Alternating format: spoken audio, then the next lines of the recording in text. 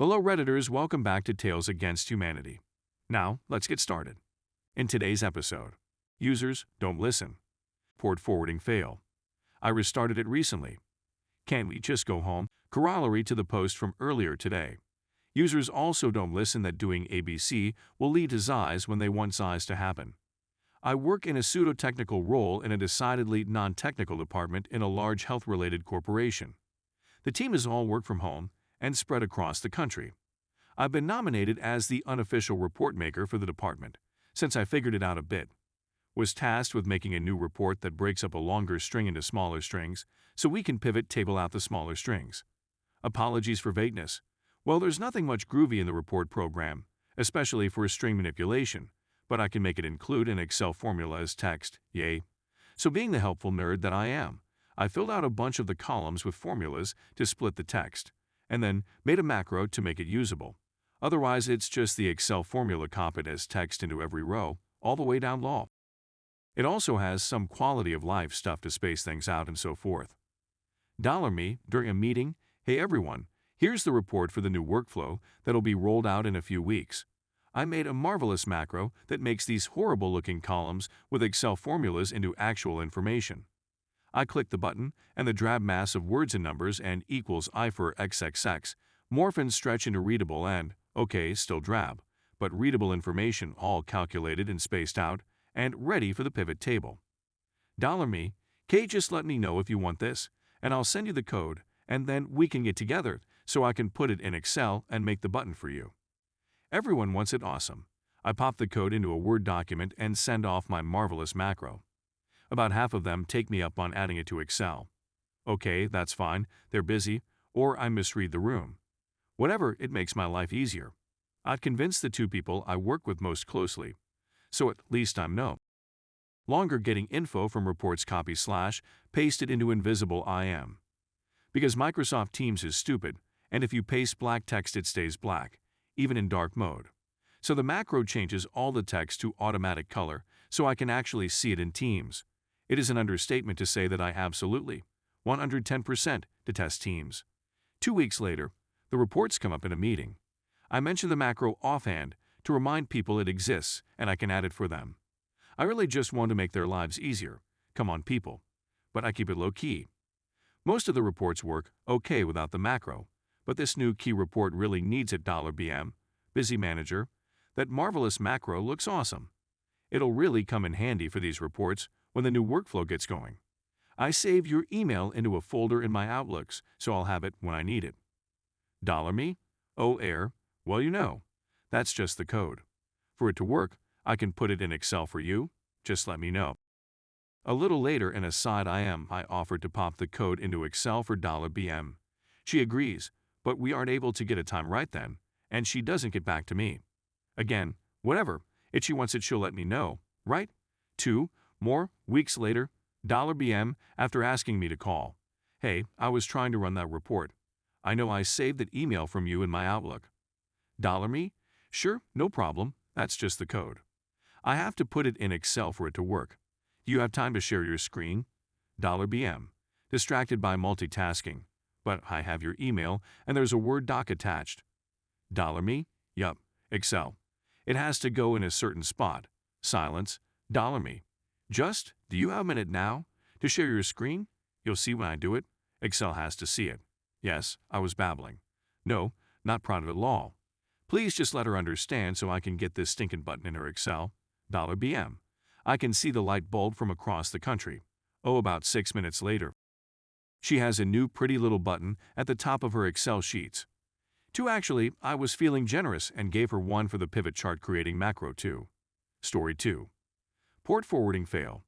Hey everyone, I'm not a part of this sub, but I figured I would share this fail with you.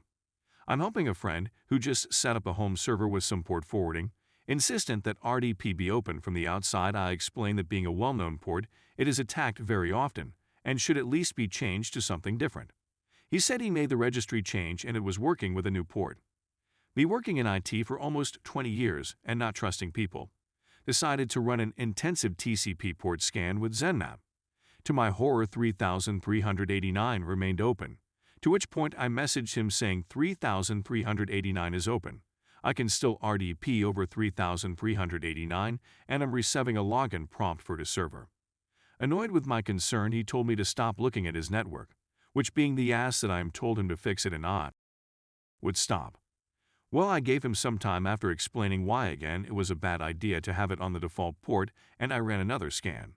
This time I was happy to see that he had indeed closed 3,389. However, he opened up 389 and changes his listening port on the server to 389. I asked him if he indeed changed it, to which he confirmed my thought, and I then explained to him he just opened LDAP to the world. Thankfully, I think his changes to the listening port on the server broke any ability to access LDAP remotely, and frankly, I don't feel like testing it to find out. I need a glass of scoff now to dull the pain. Story 3. I restarted it recently. User makes a ticket about their PC having all sorts of issues. I remote and add have her demonstrate. Indeed, can't even save a file without everything freezing. Well, she has 24 Windows updates trying to install, plus a big one in queue. I open the Software Center, select Set Update, and tell her to install it when she has time. First hurdle, she doesn't know how, I do it. I have already selected it for her. She just had to click Install. Fine, I'll do it. Half an hour later, she writes me again, claiming the install is still just preparing to download. Is that normal? Well, her PC is slow as hell, so I figure it might be normal. But I have been on this sub for a while. I get a sneaking suspicion. I remote in again and check. Time since system start with IP. Right, restart your PC. It has been too long. I restarted it just a few days ago. I turn it off every afternoon before I leave with Control plus Alt plus DEL. It has been running constantly for 1.5 months now. Restart it properly. How do I do that? Afterwards, she writes on me again to tell me that her PC fixed itself now. Story 4. Can't we just go home? So this happened yesterday at the office. I was in the middle of a Teams meeting with a new vendor when a colleague came with an A4 note saying that the internet was gone. I was a bit confused as I was using Teams at the time and had a perfectly fine internet connection. I explained and left the Teams meeting to investigate. Sure enough, missing internet was spreading through the building and people were starting to complain about it. After 5 minutes, I was pretty sure that either our fiber connection had been damaged, a construction team was digging right beside our building, or our ISP had some issues. At this point, people started talking about leaving the office for the day as they could under no circumstances work without any internet. I told them to keep calm, have a free coffee break or something. After 15 minutes, the internet came back, but to my surprise, half the office had left for the day. The internet had been down for no more than 15 minutes, and half the office left. What the heck is wrong with people? The issue that caused an entire ISP to go down for 15 minutes, including their own website and phone system. Yep, you guessed it. It's always DNS when it's not a printer. Edit. It's very interesting to see all the answers and the difference in culture at work here. I can see that a lot of the comments can't see the issue and leaving instead of sitting in the office waiting for the internet could come back.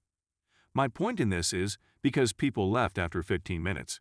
We lost 2 hours of production. The company pays us for 37 hours a week and expect us to be at the office for that. For 15 minutes, you can surely find something else to do. Tidy up the office, grab a cup of coffee, make a phone call, or make a host with your phone. In Denmark, where I'm located, our employer pays us for the time we are at the office, not the work we do. Make sure to like and subscribe for more interesting stories.